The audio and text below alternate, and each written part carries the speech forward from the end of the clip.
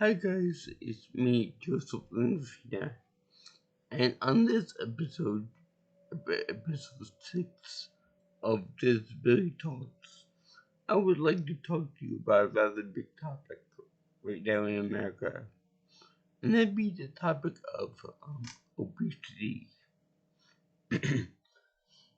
Now, you might be asking yourself why I would consider this a topic for Disability Talks. Is obesity and then morbid obesity considered a disability? Well, I'm gonna say yes, because there's a yes with a caveat on it, because not everyone that's obese should be considered disabled. I'll get to that in a minute. But we all know what obesity is. It means that somebody, that person is too got too much fat, and the BMI is off the charts. And then when you're morbidly obese, it means that your stats are that much more off the charts. That being said, you know the the diagnosis of being obese can lead to other disabilities like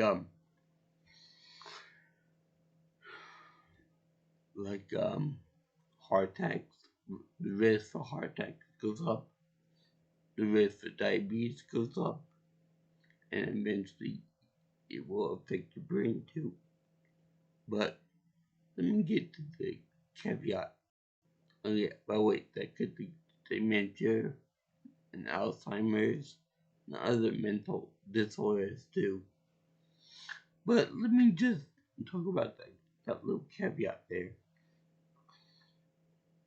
Now, we all know the stigma of obese people that they had coming, that they did to themselves.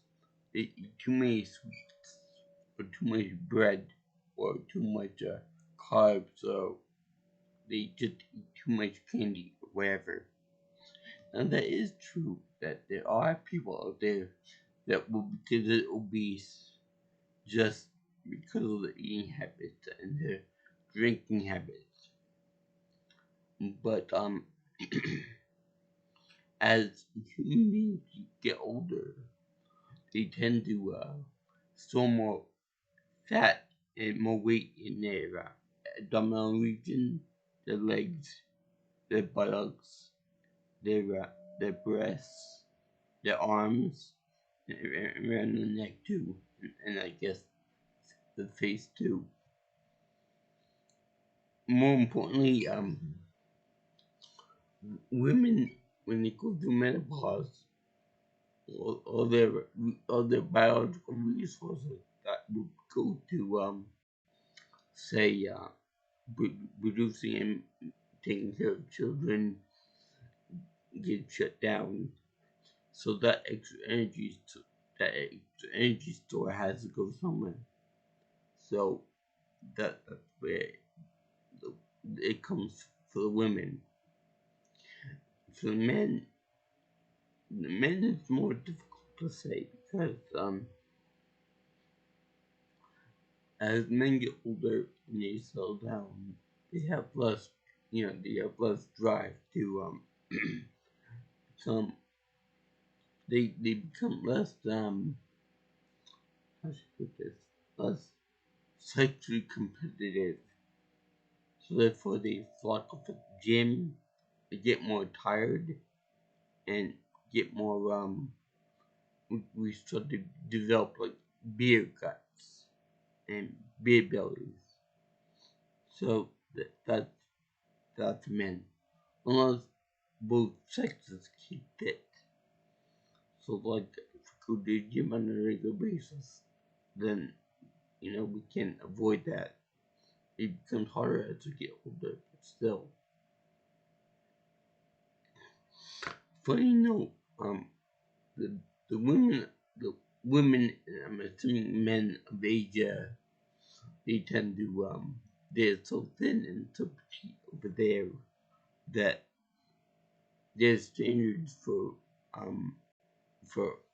what's with the standard for being fit and not obese is far greater. So um so that whenever you see someone who's just a little bit more a little bit more heavy than than the standard of being within in especially China, Japan, Korea, and Vietnam, and so on and so forth. Um, they're viewed as being obese, whereas for American people and Europeans, and in general, we have much more of a far more lax standard for that. So therefore, it's viewed as being they're just really fine. The weight's fine. They might have other opinions about saying that I'm fat, I'm this, I'm that, but they're okay by most standards. It's a cultural thing where they're considered fat in their own Eastern and Southeast Asian countries. That's just what I observed. Anyway, there's also the fact that a high percentage of obese people and then morbidly obese people are biologically disadvantaged in that regard, because many people who are obese have some kind of a biological reasoning for their being so big and so unhealthy. For example, there are people out there that have like cancer of the thyroid, or cancer of or cancer of the digestive tract. I'm not too familiar with that one, but that could also play into the whole obesity thing, obesity diagnosis. Also, they could have like a normal a normal hormone level too, where over long term, that could also affect digestion, enzyme release, etc., etc. I would put this in the same category as, say, people who have dwarfism or gigantism. People that can control their own bodies and what comes out of it. Could also argue that people with birth defects also are in the same category too. And we as society, we tend to judge those people as being slovenly, stupid, ignorant. They don't care about their own diet. They don't care that they're killing themselves. But there is a very fine line between someone with a biological obese problem, and then you got uh, where you treat differently people with a with a behavioral problem. That be the people generally do eat and drink very unhealthily.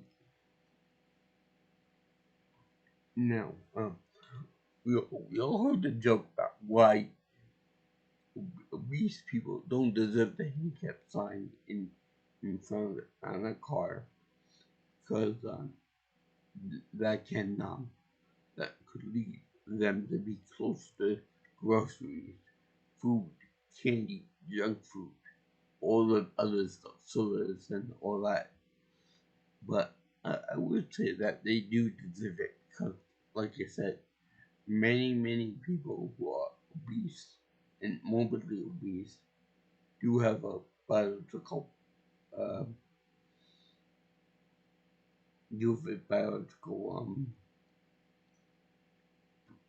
problem problem in which they need to closer to a grocery store or a mall or say a post office or something like that. Plus, it gives them an incentive to go out and do exercise, get outside, and try to make it better.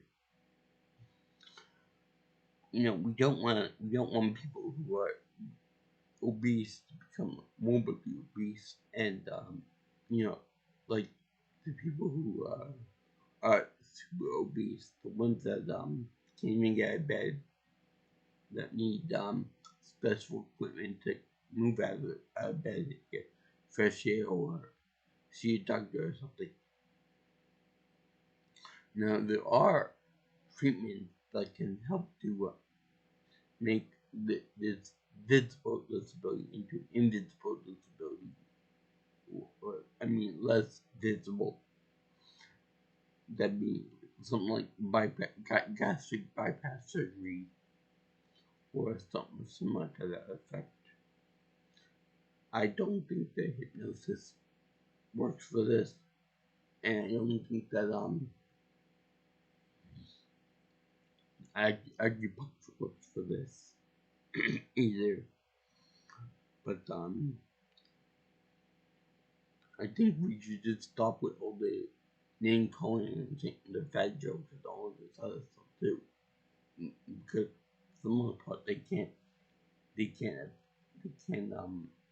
help themselves, and sometimes the behavioral problems, you know, being junk food, and all that eventually does go into biological need for something, for substance. So it can work both ways. It can be an invisible disability and it can be a visible disability. You always want need to fill up on that.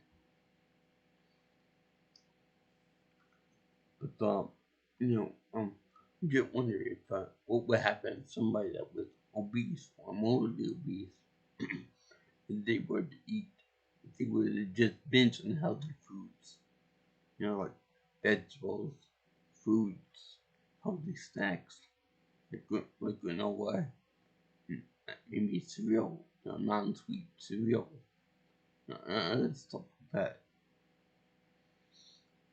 I'm sure there'd be other health problems to go with that too, but that's just my looking at it from a disability point of view. That there are ways to get better with it, but for those that have the permanent biological problem with it, you know, they can't do anything about it except for like surgery or extreme medicine like chemotherapy or gastric bypass surgery. Also, I noticed that very there's a very there's an interesting way for people to the, the difference between the way people treat act toward people who have obesity, but because of a biological cause versus a behavioral problem. For example, people will laugh at you if you're obese and call you fat and all that stuff, and it look at you funny, and they probably will deny you opportunities if if you're obese. But if you explain to them that you have a glandular problem, or you have a like some type of cancer, that it will it won't make it better, but you know what people said to you and stuff, but it will make it so that it will they'll treat you a little better, at least, seeing that it won't be your fault. But people that are obese because of a biological problem, behavioral problem, meaning like you eat too much, or you're eating the wrong foods, and you don't exercise, and you're just being you don't take care of yourself and stuff. That will go into that will think like it's okay to make fun of this person because they're fat and they're just lazy and stuff like that. It's not cool. It's not cool either way to do that for anything, to make stories about them, to make fun of people for that. Now, I have never had a problem with obesity. I've never had a problem with eating too much or eating too little, for that matter. But but I have observed people who have had mocking and who have been made fun of for that. That ain't right. That's not right in any case. So anyway, please let me know if you have any more suggestions for any more of my disability talks. You can subscribe to my channel at, or you can call me on my cell phone at 631-707-3707, and you can contact me by email at jjsviewingchannel at gmail.com, or you can find me on Twitter as PNelsonPro. And then, aloha guys, have fun, and be considerate to those who are unfortunately, a lot bigger than you. Oh yeah, I forgot to mention, in America, and I'm assuming Europe too, there's a big problem with with obesity in the country. So we should do something about that. We should give these people help. Don't make fun of them, and increase your exercise, yoga, eating stuff like yogurt, and or vegetables, fruit, and healthy snacks. That's good. Exercise is great, like the treadmill or the rowing machine over there, or punching the bag, punching a heavy bag, or just lifting like a heavy object. Lifting a heavy object like say a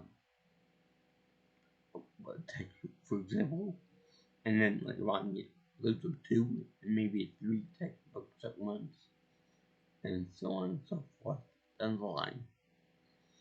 I don't know where our obsession with big fast food meals work came from, but it's gotta stop. I have seen the special of super sized me, and it's quite eye opening, especially because the person involved kept on eating fast food non-stop for the entire month. Maybe 30 days, maybe with 31 days, but maybe 3 meals a day for that much. And you should you shouldn't do that. Fast food is something good for once in a while. That means once in a while, like not once a week, not once every 2 weeks, once every 3 weeks or so. I know it's cheaper and more tasty than average meal, but still, you shouldn't do that. So I'll come here soon. I salute you guys. Thank you for watching. Aloha.